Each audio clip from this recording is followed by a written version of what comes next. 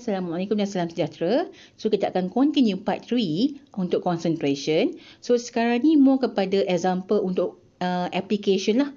Okay, untuk part 2, I show the example untuk a few very basic concept untuk concentration measurement. Tapi untuk part 3 sekarang ni, this video, kita akan tengok kepada application lah. Okay, application how you want to use the formula. Alright, so the first example, saya bagi dekat sini, cuba tengok sama-sama.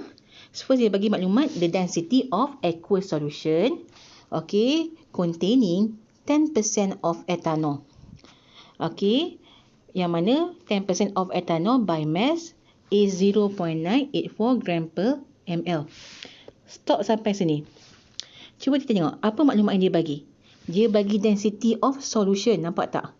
So, density solution bersamaan dengan 0.984. So, awak dah ada density solution. Yang kedua, dia bagi 10% of ethanol by mass. Bermaksud yang ini adalah apa ni? Percentage W over W. Nampak tak sayang? So, sekarang ni selalunya untuk calculation concentration kan, dia akan bagi concentration okay, dalam satu bentuk. Contohnya dia bagi concentration dalam bentuk molarity ke, concentration dalam bentuk molality ke, concentration dalam bentuk percentage by mass ke, and dia minta awak cari concentration dalam bentuk lain. Contoh sekarang ni, as of the first example, dia bagi concentration sebenarnya. Dia bagi concentration okay, dalam bentuk percentage by mass. 10%. Dalam soalan, dia minta concentration juga. Tapi concentration dalam bentuk molality. Concentration dalam bentuk molarity. Nampak tak dia punya trend soalan tu? Okay, so kalau soalan concentration ni sama je. Dia bagi concentration, dia minta concentration but in another form. Kan awak ada 5 form of concentration kan? Jadi dia akan bagi satu, dia minta awak cari, dia minta awak convert kepada bentuk yang lain pula. Tu contoh soalan untuk concentration. Yang macam tu sahaja.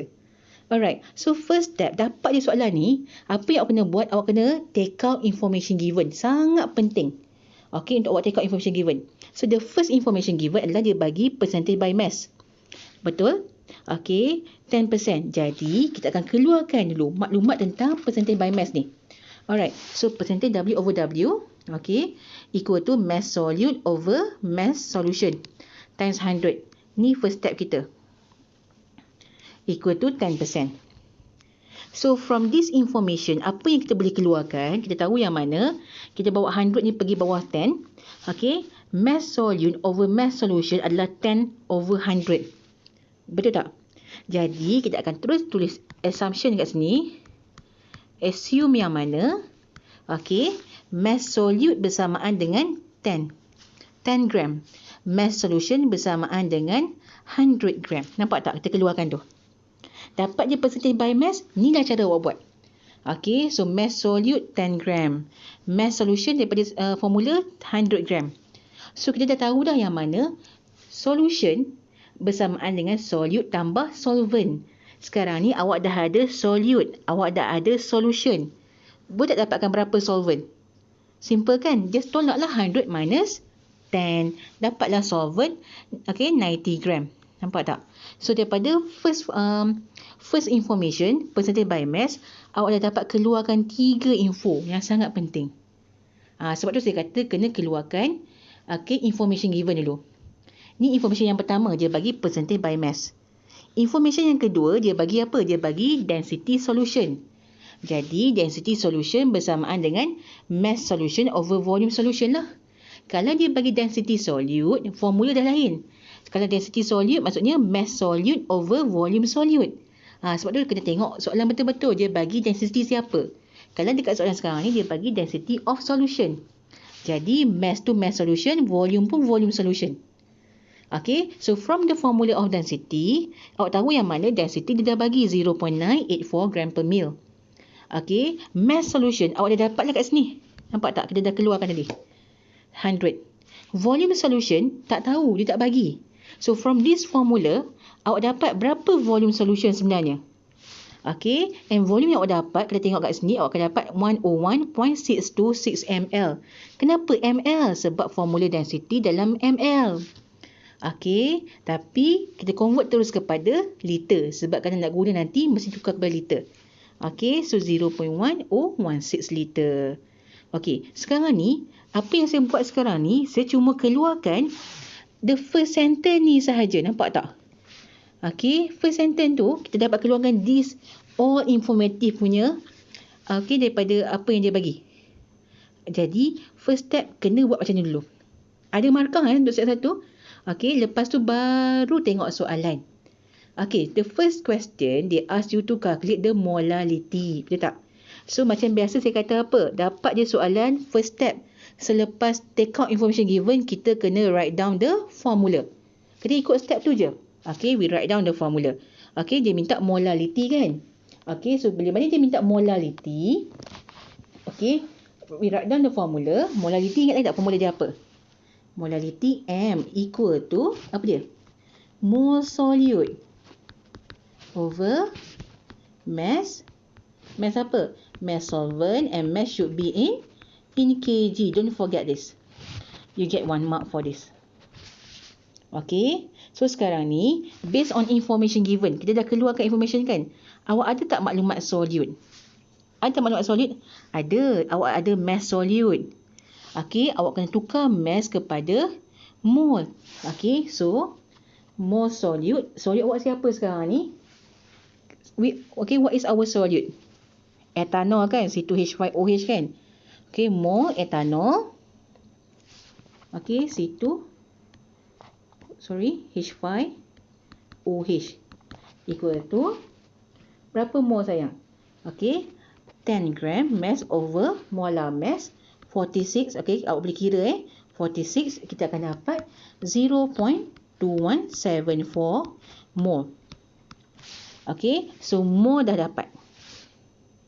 Sekarang ni nak dapatkan berapa mass solvent. So, sekarang ni ada tak maklumat solvent dekat information yang kita keluarkan tu? Ada tak maklumat solvent? Ada. Awak dah ada dah mass solvent. Tapi mass dalam bentuk gram. Nak masuk dekat formula, mass mesti dalam bentuk apa?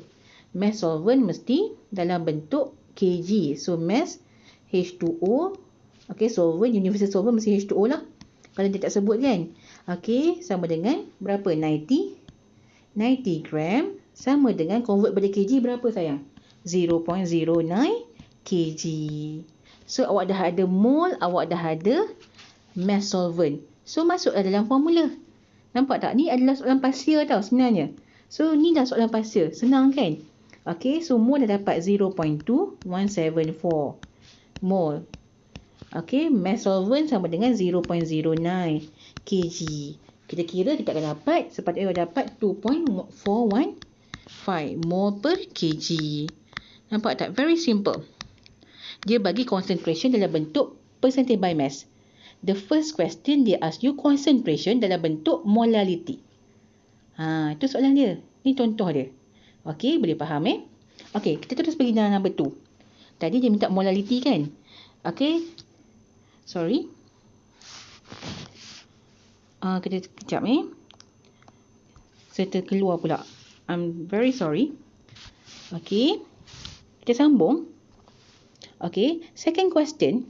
Okey, dia kata, okey, calculate dia punya molarity. Tadi dah molarity kan? Sekarang dia minta molarity pula. M besar ni, capital M ni. Macam biasa, kita dah keluarkan maklumat kan? Kita akan guna je maklumat ni sebenarnya. Okey, so first step, we write down the formula. Don't forget that. So, molarity, formula dia adalah mole solute. Okey, divide with apa dia? Volume solution. Okay, and volume should be in liter. Don't forget that. Okay, so sekarang ni, awak dah kira mole kan sebelum ni? Okay, betul tak? Saya dah terpadam tadi, I'm sorry. Okay, mole awak dah ada. Berapa mole untuk ethanol tu? So, mole solute, mole ethanol, C2H5OH ni. Okay, awak dah kira tadi, awak dapat 0.21774. Mass over molar mass lah. Okay, ni mole.